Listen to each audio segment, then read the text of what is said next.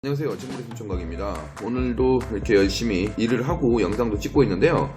항상 제가 좋아하는 말 있죠. 시간 없다고 요즘 영상 못 올렸는데 그러지 말고 이렇게 완벽함보다는 실행하는 편이 더 나으니까 이렇게라도 영상을 찍어서 또 올립니다. 이게 또 약간 또 그 현장감이 좀 있지 않나요?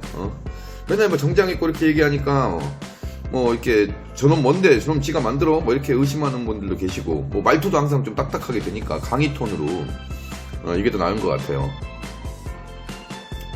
오늘 아까 댓글에 그런 거 올리셨더라고요.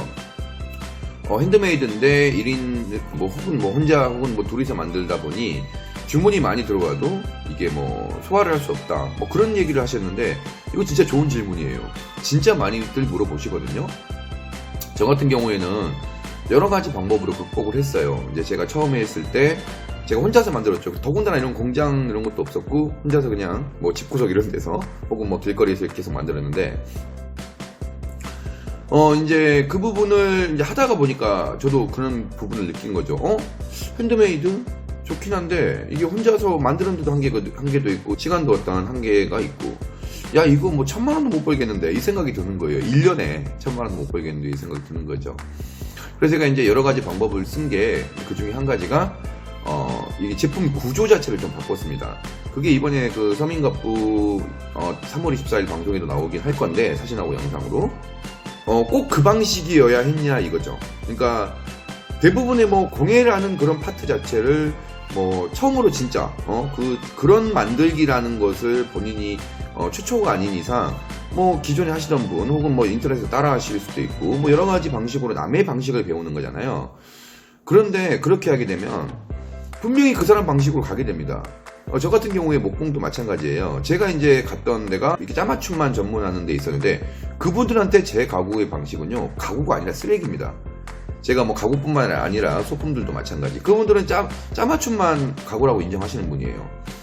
그리고 집성을 쓰는 데는 아니다 이런 쓰시는 분들도 있어요. 그런 분들은 또 제가 집성을 쓰니까 이건 왜 나무를 압축시켜놨냐 이러고 그러면서 여러 가지의 그 자기들만의 권조가 있는데 모르겠어요. 그분들이 돈을 많이 벌면 모르겠지만 제가 여기 각지를 돌아다니면서 이렇게 거래처를 하고 협력업체를 많이 이렇게 또 발굴하려고 돌아다녔는데, 그분들이 진짜 돈을 버는 경우가 없어요. 근데 이게 없을 수밖에 없는 게 태생적인 한계가 있잖아요.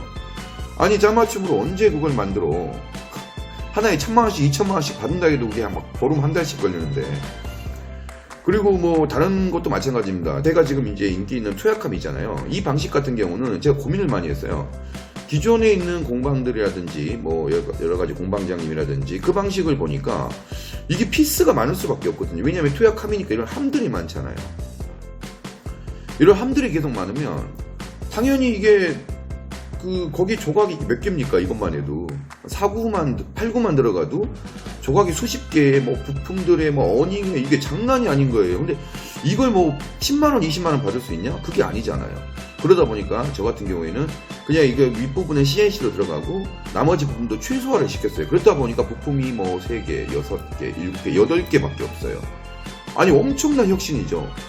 8개인데 또 엄청 제작을 쉽게 만들었거든요. 그러니까 이제 하루에 2-3개씩 만들던 걸 지금 하루에 20개, 30개 만듭니다. 근데 이제 가격이 저희가 5만원, 7만원 사이에 있다 보니까 150에서 200이에요. 그것만 해도.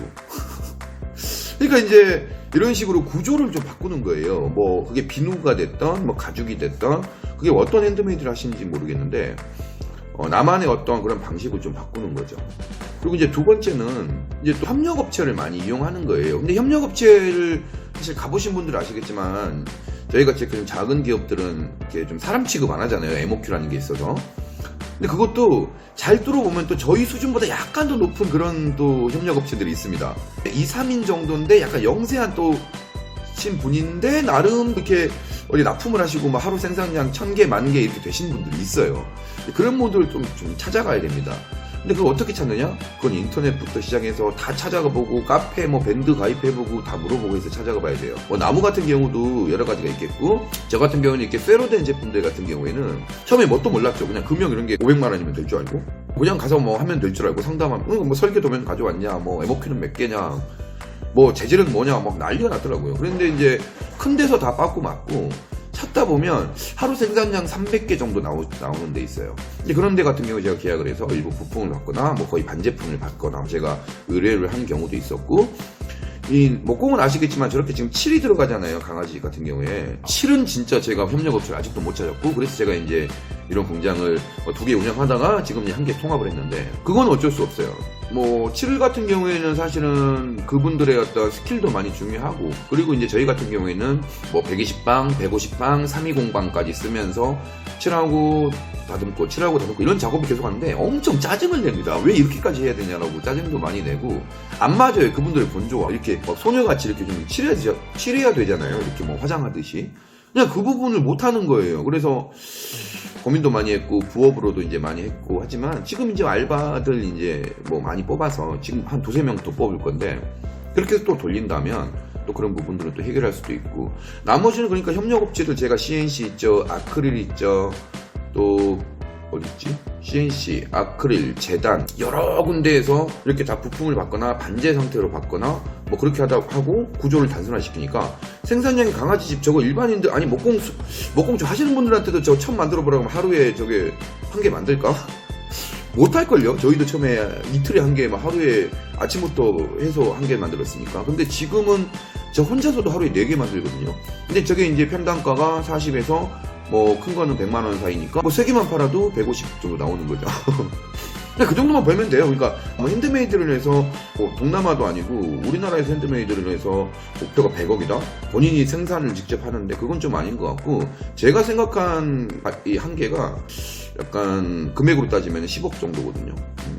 그러니까 본인이 거의 관장을 하고 협력업체 관계이기 때문에 뭐 고정 비용도 없고요. 그래서 이익률을 같은 경우에는 자세하게는 말씀 못 드리지만, 물론 뭐 업종마다 다르겠죠. 다른 거 무슨 웬만한 거 해서 뭐 50억, 100억 버는 것보다 더 괜찮을 수도 있어요. 왜냐면 뭐 법인 회사 같은 경우에는 회계 감사를 들어가잖아요. 그럼 거기 보시면 영업이익률을 보시면 돼요. 우리가 알고 있었던 몇백억대, 우리가 알고 있었던 100억대, 영업이익률 보시면은 뭐 거기에서 뭐 나눠지겠죠. 그러면은 생각보다 저보다 더 못 보시는 분들도 계시고 하니까 여러 가지를 이렇게 잘 선택하셔서 생산력을 높이실 수 있습니다. 그리고 한 가지 제가 말씀드리는 건, 제가 모임을 하고 있죠. 그분들 같은 경우에도 꽤 많이 보는 사례들인데, 예를 들어서 나무 제품이다. 뭐 핀터레스트라든지 뭐 유튜브 혹은 뭐 비엔스 이런 데서 나올 수 있는 거의 뭐 졸업작품 수준이에요. 장난 아니에요. 근데 그게 뭐 스테인드 글라스가 됐던 뭐 가죽이 됐던 비누 하나도요 그냥 만들지 않습니다. 뭐 예뻐요. 뭐 실사 무슨 음식 같은 것도 있고. 근데 그거 어떻게 만들 거냐 이거죠. 예쁘긴 예뻐. 근데 그걸 도대체가 얼마나 팔 거며, 하루 생산량은 몇 개며, 그런 걸 생각을 해야 한다는 거죠. 단순한 걸 만든다고 해서 작가로서의 뭐 자존심이 상하는 것도 아니고, 저희가 이런 행위를 하는 거는 상업적으로 그래도 뭐 좀 인기가 있어야, 잘 팔려야 그게 제품 아닙니까? 팔려야 디자인이고 팔려야 제품인 거죠. 안 팔리면 그거는 뭐 혼자서 그냥 무인도 가서 만들어서 그냥 뭐 감상하세요. 결국 팔고자 하는 건데, 어떤 판매 행위 자체를 어떤 분들은 내가 뭐 팔려고 하는 게 아니라, 아니 뭐 결국 어디 갑니까? 막 팔려고 난리 하던데 몇 개 팔았다고 좋아하시고, 강남에서도 그렇고 마치 판매를 위해서 만든다 이런 것을 약간 혐오하시는 그런 분들 저는 좋아하지 않아요. 실제 그래놓고 오히려 저 같은 사람들이 제 하고 싶은 대로 제품 개발하고 그냥 뭐 몇십만원 뭐 몇백만원까지는 그냥 막 쓰면서 금형 개발하고 하는 거지, 또 훨씬 더 자유로운 활동도 할 수 있고 제 마음대로 이렇게 일도 할 수 있고 하는 거지, 자본주의에서 돈이 이렇게 뒷받침되지 않는다면 그 사업 자체는 결국은 지칠 거예요. 언젠가는 돈이 안 되니까 우선 먹고는 살아야 되지, 뭐 내가 과연 이걸 뭐해 하는 것일까라는 부분에 대해서 적절한 돈으로 보상을 해주잖아요. 그래서 저는 이제 그런 작가적인 마인드, 어떤 장인 정신도 필요하죠. 근데 너무 그쪽에 빠져가지고 뭐 이렇게 단순한 키홀드라든지 이런 건 작품이 아니야, 이런 건 안 팔겠어, 아니 그게 생산력이 훨씬 더 좋은데요. 짜투리를 활용할 수 있고. 그래서 그런 마인드 혹시나 가지신 분이 계신다면 핸드메이드 쪽에서는 좀 버려야 될 거라고 저는 생각을 합니다. 요즘 뭐 취업 시장도 그렇고 여러 가지 뭐 경력 단절도 많이 되고 그러다 보니까 핸드메이드 시장에 좀 관심 있으신 분들 많고 또 도전하시는 분들도 많은데, 저는 무조건 도전하라고 해요. 하다 보면 뭐 생각도 해보고 고민도 해보고, 왜 나는 이거밖에 안 나올까, 어떤 게 좀 인기가 많을까 생각을 하다 보면 그게 참 큰 경험이 되고, 그러다가 뭐 식당을 하시든지 다음에 어떤 뭐 빵집을 창업하시든지 커피숍을 창업하시든지, 그래도 창업이라는 전체적인 맥락하에서 상당히 도움이 될 거라고 저는 생각합니다. 혹시 도움이 되셨나요? 이게 좀 이해를 못하실 것 같으면 3월 24일 8시 40분에 서민가프 꼭 보시기 바랍니다.